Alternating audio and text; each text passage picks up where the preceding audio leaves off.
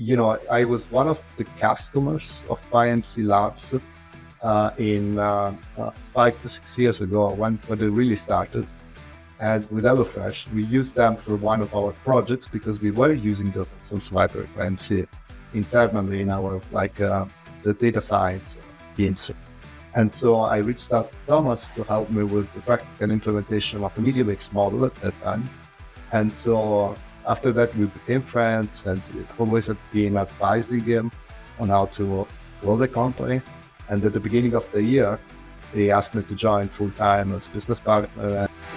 Welcome to the Retailgentic podcast, where we explore the intersection of retail, e-commerce, and AI agents, which we call Retailgentic. Our mission is simple. We are shining a bright light on the new Agentic AI shopping megatrend, which will disrupt the trillion-dollar digital retail market. The stakes are high. Google, OpenAI, Microsoft, Perplexity, Amazon, Apple, Meta, and Anthropic are all fighting to be the consumer AI shopping agent winner. There are going to be some tough decisions for online brands and retailers to make. What happens to checkout? How should payments work? Should you continue to invest in retail media networks? What does the world look like when over half of your traffic is not from humans, but from AI agents? These existential questions are the tip of the iceberg.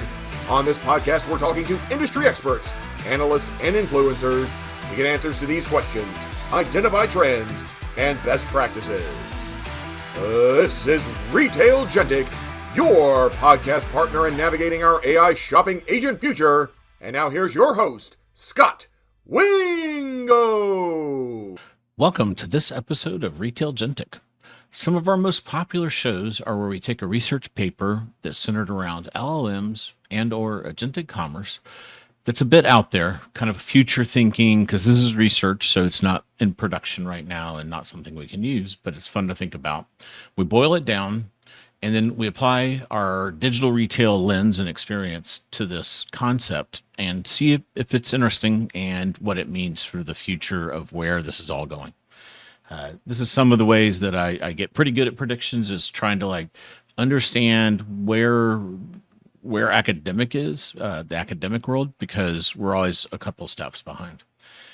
In this series of interviews, we've had three guests kind of in this category. We've had Luca Chian from UVA's Darden School of Business. He talked about the psychology of agentic shopping. We had Amin from Columbia Custom AI, and he talked about simulated buying agents. And then we had Ronnie from ChatGPT/OpenAI on how people use ChatGPT.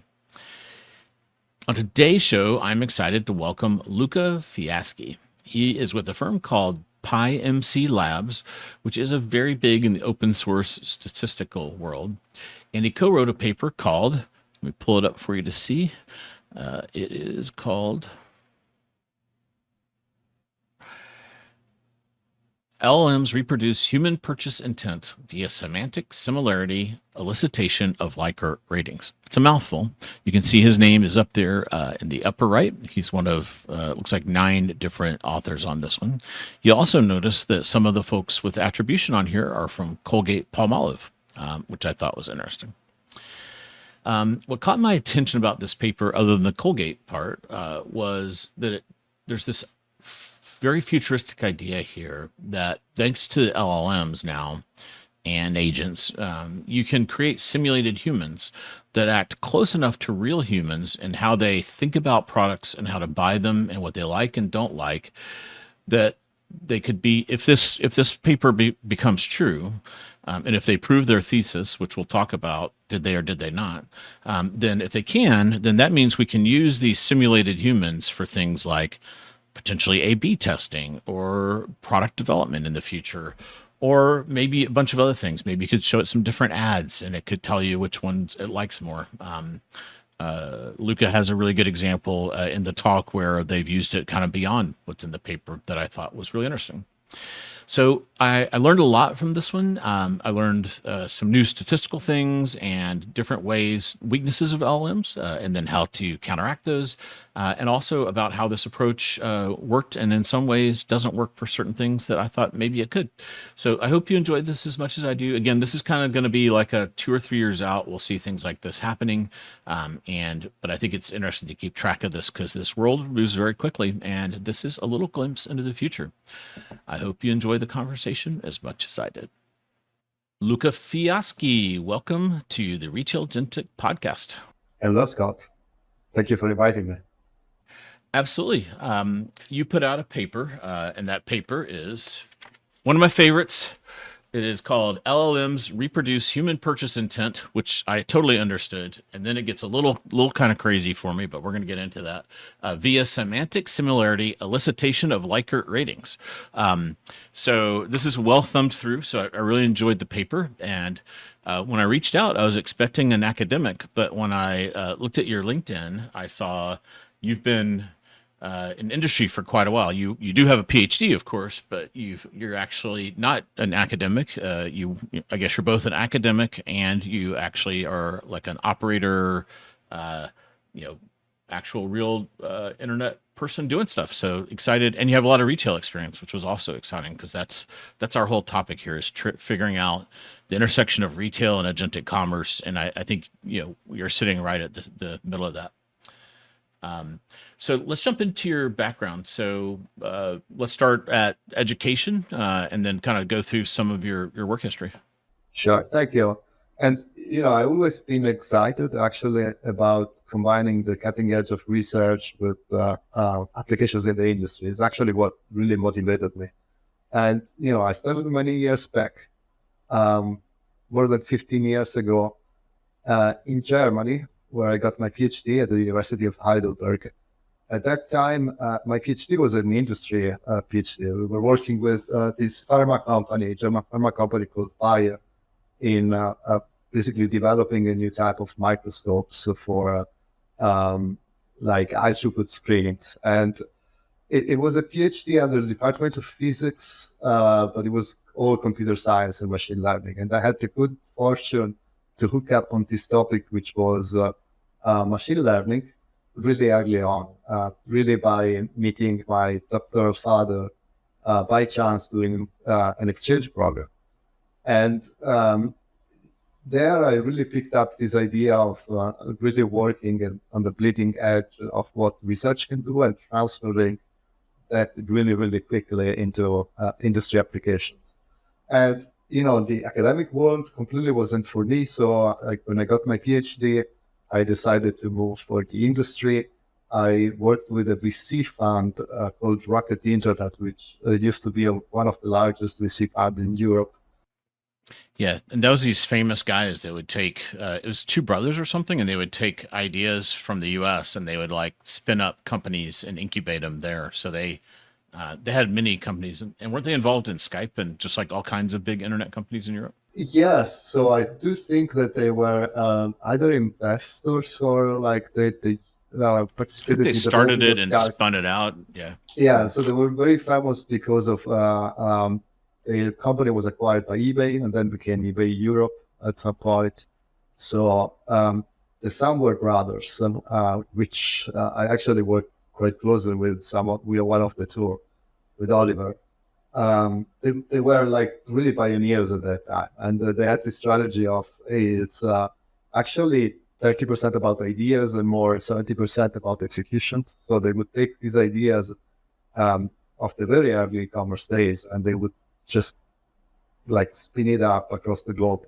And they usually worked in pretty difficult market where you have to do a lot of customizations. For example, this brought me to work with them on a venture, which then became part of Alibaba. The venture was called Lazada, which was in Southeast Asia. And as an idea, it's a clone of Amazon. It's e-commerce. And it was exciting as a very young, person at that time like me, because they would really literally tell you, hey, here you have hundreds of millions of dollars to play with, which comes with the money, and go and conquer in like at this new market. And that, internet penetration in those markets is actually pretty high, like in Southeast Asia, because these countries, they start digital first. And then, it was like figuring out things like how do you do logistics, and you need to be super efficient for forecasting. Is actually pretty complicated, especially in these massive countries where you have very complicated logistics situations like shipping to islands and so on and so forth. So you get an idea that starts from the US, and then you had a lot of complexity and execution on top. And that's why you actually needed to have very good data science across different domains, from operations to marketing optimization and so on, to make sure you succeed in those markets. And the Rocket Internet gave me really the opportunity to work in many different business models and understand a lot of different problems that the enterprise have today, like from e-commerce retail to food delivery systems to things like subscription systems and so on and so forth. So it's been really exciting throughout my career. Yeah, and you worked at HelloFresh and Stitch Fix, where they're two subscription businesses, and I imagine it's really interesting to think through the lifetime value of customers and churn modeling, and I'm sure, being a data scientist, that you turned your attention to those things. Is that a fair guess? And what I'd say is that, interestingly enough, HelloFresh is also a Rocket Internet company. It was actually incubated by Rocket Internet, and that's why I say, like, I worked for like almost 10 years with Rocket Internet Ventures, because it was actually, I started with HelloFresh very early beginnings, where it was 20 people team. From Mothership, Rocket helping them develop. And then the founder asked me to build a data team in the US, because the US is the largest market of HelloFresh. And so when I arrived, it was just one person. I left, it was 75 people with different sub-teams, handling things from analytics, experimentation, customer understanding. Customer analytics is part of one of the things we did. Marketing analytics, to things like recommendation engine, forecasting, data infrastructure and platform, and so on and so forth. So it was a very large scale setup at that time, and one of the best in the industry, I would say, with that type of industry. Cool. So it sounds like you were kind of like the go-to guy at Rocket Internet when they had a startup that was starting to get some momentum. They're like, let's get Luca in here to run some analysis and build a team to kind of like help solidify that. Yeah. My role was basically to collect learnings and practices across the enterprise and across different batches of Rocket. I helped the founders build their data teams, projects mostly around growth. How do you allocate budgets in marketing? How do you we had our own ad tech infrastructure too, so I was responsible to build some of our ad tech infrastructure, our bidding engines, our marketing recommendation systems, and so on and so forth. Going back to Heidelberg, you don't seem to have a German accent. So where are you from before then? I'm originally Italian, from this area of Italy called Tuscany. It's a beautiful area of Italy. I unfortunately lived 8 years in Germany. I never picked up German. As Mark Twain said, life is too short. We actually had another Luca on the podcast from Italy that is in the Agentic world as well. So it's interesting. He's at the Darden University, Luca Cheyenne. I don't know if you know him or not. I'll have to introduce you. You'll have a Luca party. And today, for this paper, you're at a company, and let's see if I say this right. PyMC? Is that how you say it? PyMC Labs. Correct. PyMC Labs. Yep. Okay. Yeah. So tell us about that. You're one of the, let's see, what are you? You're one of the founders, right? No, I'm a partner. So the company was founded by... Okay, partners. Yeah. So the company was founded by my business partners, Thomas Geekin, about 5 years ago. So Thomas is a very visionary person. So his original idea is to build the company around the open source library that he developed. That's called PyMC.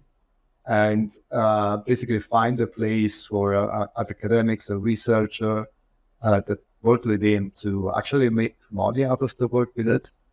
And, I was one of the customers of PyMC Labs in 5 to 6 years ago when they really started. And with HelloFresh, we used them for one of our projects because we were using the open source library PyMC. internally in our the data science teams. And so I reached out to Thomas to help me with the practical implementation of a media mix model at that time. And so after that, we became friends, and always have been advising him on how to grow the company. And at the beginning of the year, they asked me to join full time as business partner, and we have complementary skill set. I'm more on the machine learning engineering side of the house, while as like a very talented statistician. And so he comes from the Bayesian angle, I comes from the agents, generative AI world of the house, and we have combined the two ideas together in several different projects. And the way we work with clients is a typical consulting approach. So even the paper that we are going to discuss later on came from an engagement we had with one of our clients, which is Colgate. And we developed these systems with them, which marries some ideas from Bayesian statistics with actual generative AI and agents techniques. Yeah. So to help listeners, so tell us about what the PyMC open source library does. And I know you're going to talk about Bayesian. So when you do that, like let's define, for layman's terms, what a Bayesian model is. Yeah, so Bayesian, it's a very good exercise also for me, because I traditionally I'm not actually a Bayesian person myself. I actually came across the topics. Yeah, I have a feeling you have a good way to summarize it. If I asked a Bayesian person, they probably couldn't make it short, but I'm sure you can. Yeah, that's right. That's exactly right.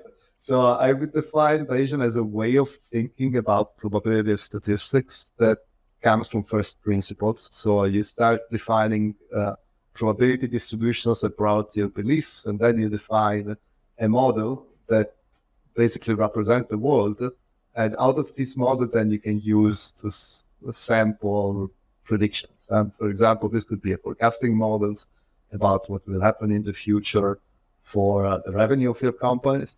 And then you can get you can encode belief about the markets, about what competitors are going to do, and then you can get out probability distributions on what the world will look like in the future and how your companies are perform with confidence intervals.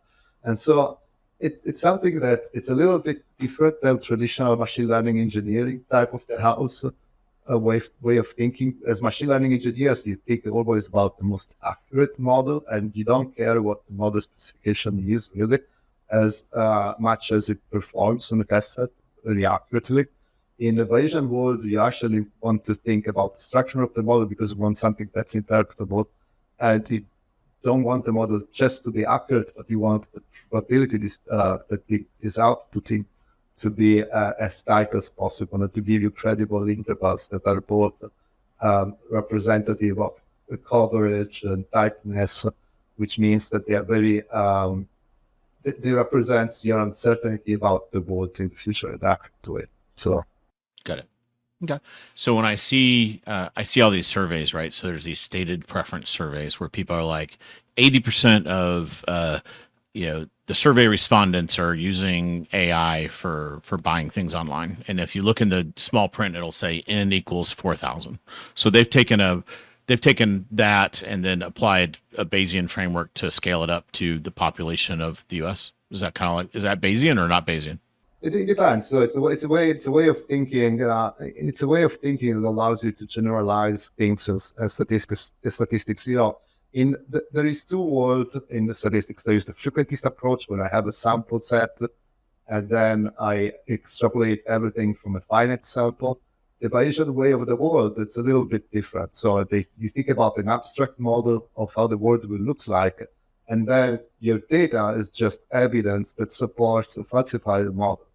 And therefore, you use the data to reconcile what the world is going to look like. So in more like technical terms, in the like traditional statistics, frequentist one, you have p-values, while in the Bayesian world, you have confidence intervals and probabilities, actually credible intervals and probabilities that allows you to define in a more nuanced way what different alternatives of the world will look like. Now, that has a lot of implications from business terms, actually, when I try to explain in abstract, it sounds really weird, but like it's a technique that's used very much when you need to take a high stake decision. For example, some of our clients are hedge funds. They do derivatives pricings and they have $1 billion decisions to make based on that. So knowing the probability of something to happen, it's extremely important to them because they can value the level of risk of specific decision. And so that's why we shot. Okay, cool. And what's your role there at PyMC? So I'm building the generative AI vertical. And the idea is Bayesian statistics is a bit of a Swiss Army knife for a certain set of business problems. But it's a technique that's very hard actually to use in practice. So what we do is that because the language is complicated, and even the way that I try to explain it, simplifying it today, you can understand it's a very complicated technique to actually explain. While LLMs are universal translators, and so what we can do is that we can embed some of these Bayesian models into LLMs to help them make decisions in a principled way. And these are there's two benefits. And so LLMs are basically general translators, so they can actually help you build these complex Bayesian models, similar to the way they help you code things in software engineering. But with an understanding of the causal structure of your data, it's a principled way of thinking about the world. And the other things is that LLMs can be often very confident about things, but be very wrong. And so Bayesian techniques allows you to have LLMs reasons about uncertainty in a principled way. So like correcting for some of the biases that these LLMs have. And within this world, we also think about ourselves in a more abstract way as an expert in making simulations, very complex simulations, even where you cannot explicitly build a model. And so the papers we build is an example of a simulations in a way that you can do with AI, where you don't have an explicit model of human behavior. It would be too complex to actually build something like this. So you rely on LLM to learn from training data what the heuristics of human decision making are, and that's the way you are actually basically you can do that. So you can build these very complex simulations. Okay, cool. So you guys have clients that come to you and say, I'd really like to, here's my business problem. And that could be a hedge fund. Colgate is obviously a brand. And then it's your job to figure out in this toolkit that your company offers, which range from these Bayesian, statistical models that are very advanced. You've brought in kind of LLMs and AI as another tool in the toolbox to kind of help figure out the right way to approach this. Correct. So, and a lot of clients come from because they've seen our open source tools, very much, contributor to different open source libraries for different types of applications. And then they get curious about that. They read our white papers, they come on our website, and then we start collaborations with them. Yeah, Red Hat is where I am, and that's kind of they took the Linux distribution and added an enterprise layer to it, and that's where and then they have a licensing model on top of that kind of beefs it up and makes it more enterprise ready. And then they have, but like the bulk of what they do is also support and consulting around. So it's a way to monetize open source that's pretty clever. Yeah. So let's talk about the paper. So what was the problem that Colgate-Palmolive came to you and said, hey, we need help figuring out this problem? Yeah, so it's a very big problem for them. They invest tons of money every year. So they're talking about, hundreds of millions of dollars, which is product development. And so typically the way that it's done is that when they think about the new concept for a new product, before they go and produce that product, they need to, they want to evaluate whether it's going to resonate with a certain target audience. There are a lot of different considerations that goes into this in terms of even can we produce it at the right costs? What's the price point for these products, and so on and so forth. And so these are very complex decisions and workflows. And the idea was take parts of these very complex decisions and workflows and try to automate them. And one of the most time-consuming one is really to do these consumer panels, where they give these products to to real humans, and they ask questions like, "Hey, did you buy these? How unique you think it is? What do you think about this new product compared to a competitor product? At what price points would you buy it?" So these type of questions, they're typically conducted with research of like 30 to 40 humans. Assembling these panels is time-consuming. Running these interviews is expensive. It can cost you quite a bit of money to work with some of the consultancies. And right now, like even where they're using even a generative AI technique to produce new product concepts, it just doesn't scale anymore to run all these type of interviews. And so what Colgate wanted is a way to screen new product ideas really, really fast, to prioritize them offline so that they can focus only on the highest value one, only those run with maybe humans or just really bring it to productions. And so that's what we did. So we built basically a synthetic consumer panel that is able to answer questions about these product concepts in a way that's very similar to what a real human panel could have answered about that product. Yeah, I was going to pull it up, but I'll just show it on the screen. So this was an example from the paper where you had a picture of a product, and that this is kind of the kind of thing they would show people and say, "Here's a product. What do you think about it?"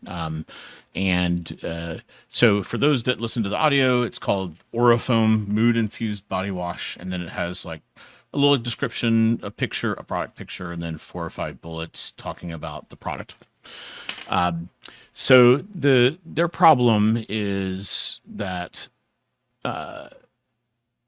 they spend all this money, hundreds of thousands of dollars putting these things in front of people, and I guess their question is, can we do this with a simulated human? Yeah, or they just said to you, we need to figure out a cheaper way to do this, and you said, let's simulate humans. Like how did that kind of go? That's a very good question. So Colgate is actually a bit of the forefront compared to other companies in doing this. Actually, they had started already pilots with other firms on developing this technology. They also had an internal team working on something like this. However, they had 2 problems. One problem is that the results that they were getting weren't that great, and they weren't really sure why and what are the factors that determines a good outcome. Is it the type of LLMs? Is it the way you prompt them? So there are different parameters in these algorithms that you can actually tweak to make it actually perform. And the second thing is they weren't sure is that how even do you measure accuracy of something like this? What does it mean accurate in itself? And so when they came to us, they came with the research questions of, hey, can you help us figure it out within this problem domain, a technique that's actually good and actually works, so that even within our enterprise, we can convince all the different business partners to invest more in this technology and then productize it, become part of our workflows. And that's the reason why we came up with a research type of engagement with them, which then became an actual published paper. The paper is it's going to be submitted to the conference. It's currently in archive for everyone to check. And we also open source part of the code base that we use to really make sure that people can reproduce this type of results by themselves. If I was going to try to run this experiment, the baseline is humans, right? So we're trying to do simulations versus humans. Is that kind of how you set up the experiment? You kind of said, all right, here's how humans do on these types of things, and we're gonna try to get as close to that as possible. Is that kind of the setup of the experiment? Yeah, that's right. So the question is how do you measure accuracy? And the idea is that Colgate has a pretty large data sets of past consumer studies because they've been running this business for many, many years. And we use basically a data set which I believe I don't remember the exact numbers, but over 8,000 unique users and hundreds of products. And basically the idea for us is if we want the LLMs to be accurate, so accurate means that if they have a new product, they would rank this product similarly to what you would rank this product, so you can actually prioritize them on a scale. This is our high priority versus low priorities. And then if you ask them to rate these products on a scale from 1 to 5, the distribution of the ratings of the LLMs will look similar to the distributions of the human panel. And notice that there is a nuance here, that if you ask two panels of people to rate these same products, and these two panels are extracted exactly with the same demographics, and they're almost identical twins, they would anyway rate the products not 100% the same, but they will still correlate with a certain correlation factor. So even new ones, they have an intrinsic variabilities. And so in the way we had to evaluate these was to take into account the variability from our panels and the variability of LLMs in providing the answers to make sure that the results are aligned as possible. And if we know that with these historical data, we can reproduce the results of humans, we have confidence that, of course, this can potentially generalize to new products and to future situations. You can never have 100% confidence in science. You can always falsify things, but that's not the way you actually do it. You infer with data that you have, and that gives you confidence about future predictions. Cool. So that helps me understand the setup. Let's just go right to the punchline. Did you get close to this, or you couldn't make it work? Yes, we could make it work. We actually proved that it works. I do think the main insight of the paper is, if you do the naive things of prompting an LLM as a human, you get okay-ish results, but not good results. I think the insights of the paper is, how can you get to something that's better? And why if you prompt an LLM naively to answer as a human, it actually doesn't work. And so that insights is what kind of help us and be discovered by using the paper. And we can get into it a little bit if you like. Is there so let's kind of talk about, so humans are here, let's say they're at 100. Did you get halfway to human, or where did you get on the scale? And it's fine if you reject the way I'm framing this. Yeah. So humans in itself are not at 100, because if you get two human panels that are actually identical, they don't correlate with each other 100%. They are something around 90% correlations. And okay, so the high water mark is 90%. Okay. The high water mark is 90%. And I believe our latest results published in the paper is something like 73, 74%, which is not close to 90% of that 90%. Is that enough where Colgate said you solved this, or did they feel like that it still wasn't close enough?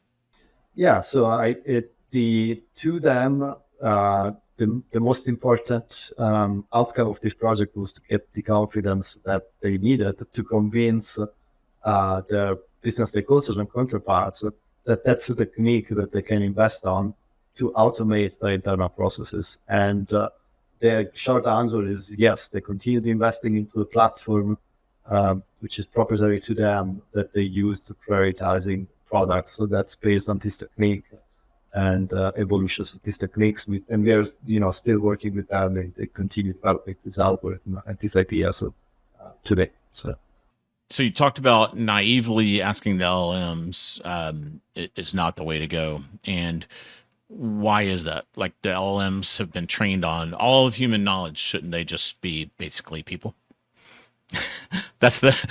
I'll play the role of the naive person in this, and explain to me why that's not going to work. Yeah, and so you get the thing that's called mode collapse. So basically, if you ask the LLM, give me a rating on this product, and describe the product, and you tell the LLM, answer as a person who lives in Brooklyn, that's a female between this and that age, of this age, she makes around this bracket of income, and so on and so forth.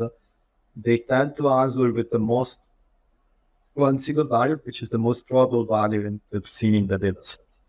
And the reason why they do that is that they haven't spent enough thinking tokens into reason about what makes that product a good fit for that person. And so one simple thing you can do is actually to ask, instead of asking just the rating number, to give you a reason for it. And you should ask for the reason before you ask the number, so that the thinking token I spent up front to come up with a good answer.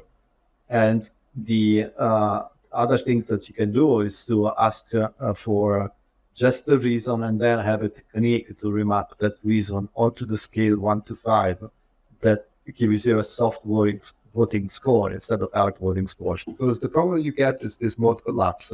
Otherwise, the response of the LLMs will be very peaked. They will always answer 3, or they will always answer 5, and you don't get the variability that you would get in a normal human distribution.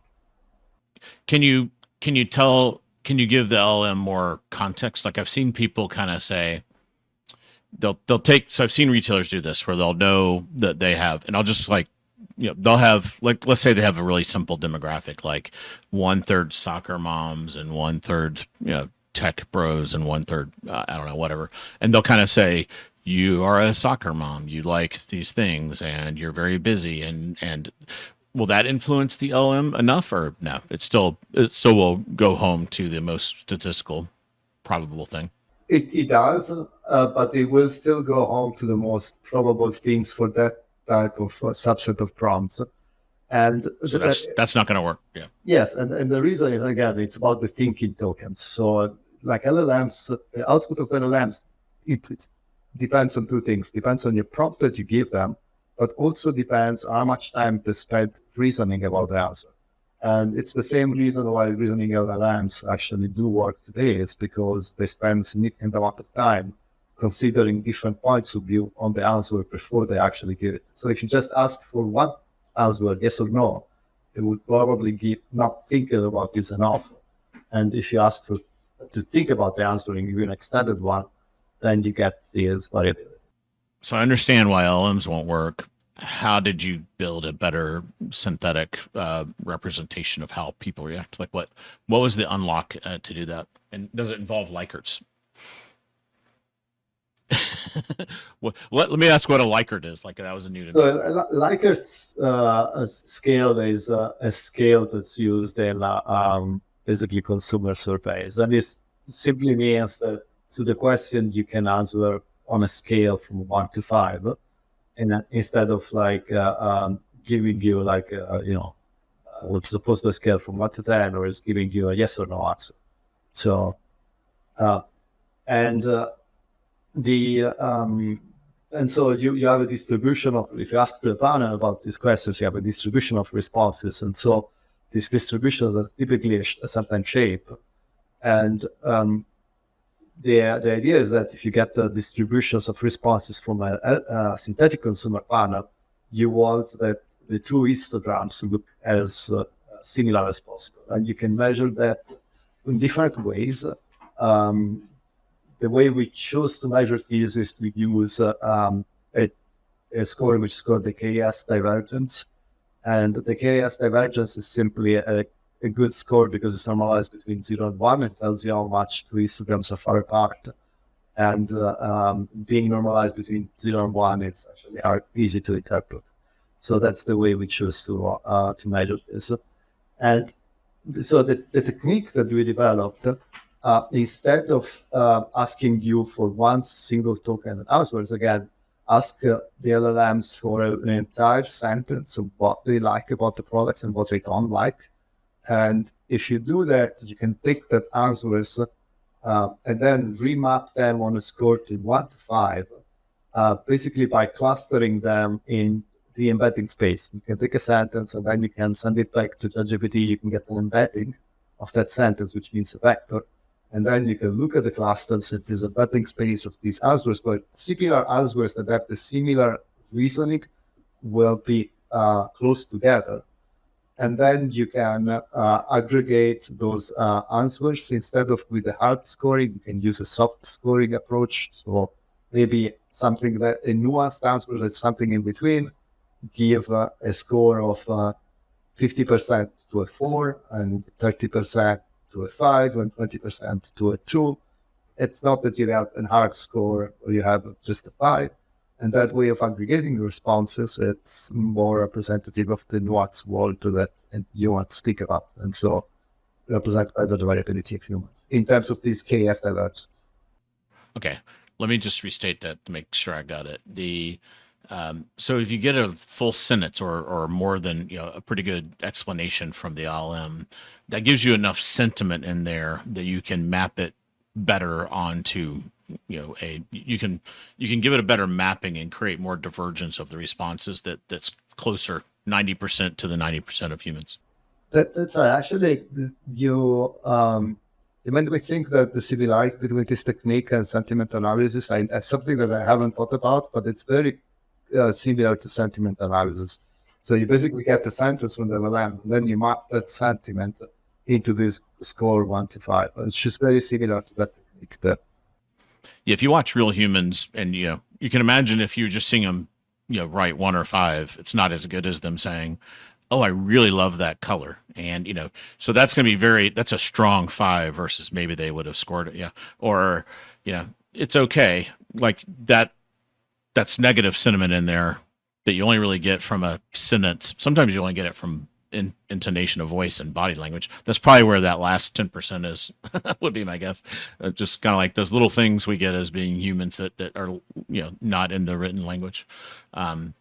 Yeah, and then there is another advantage, by the way, as you point out too, that the LLMs or the humans, if they answer with an extended answer, they can tell you the reasons of why they like and don't like the product. Now, those reasons are valuable because then you can basically analyze them and use them to improve the product, which is you get it for free using it. Okay, so it's a funny story because, I have to tell you because I got the results this morning. It's actually really funny. We're rebranding our website and we are choosing 2 different variants of the colors of the website and the messaging that we're going to use our website.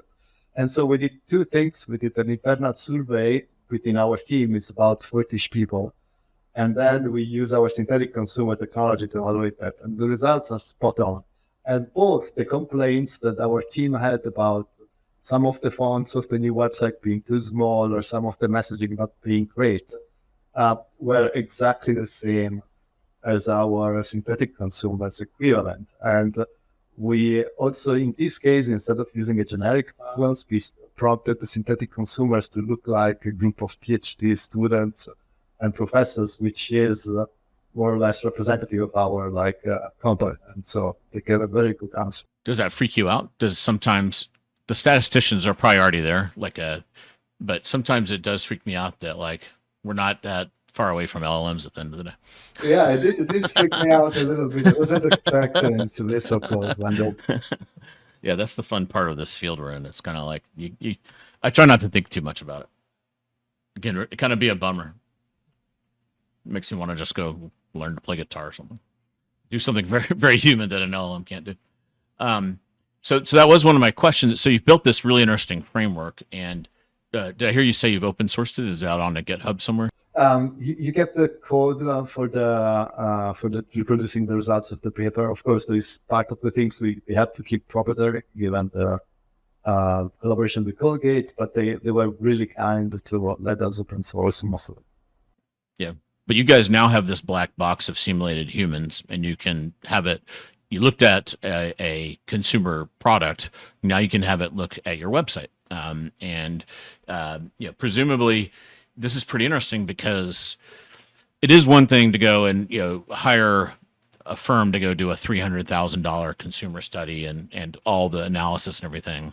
That's the really high end of this type of consumer research. In my digital world, we're frequently doing A/B test, right? So we'll have an audience of 5% will get A and another 5 will get B, and then we look at some metric like conversion rate, and then there'll be a hero and a loser, and then the hero takes over the last 90% or whatever it is.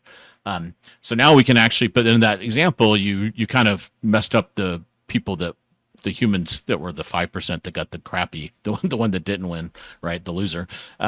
So what's interesting is there could be a world where you run it in also it takes time, right? So this may be in the B2B context or even consumer. Sometimes it may take a week or two to like figure out your A/B split. So you guys do it. You could do it simulated instantaneously because you can always scale up a simulation, right? And then because you can scale up a digital simulation. And then you also don't have the problem of the testing always has a set of real possible customers that didn't see the best thing.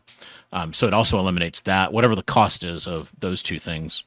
So that's pretty interesting. Have you guys thought about commercializing that or? Yeah, there are several companies that approached us with the idea of doing exactly that, and we're working with a few of them. We also have an implementations that we may want to release and about these. So we're considering releasing. Probably it's going to happen actually next week or so. So the idea is, if it's fascinating, I do think that. So there is two things. That there are some caveats.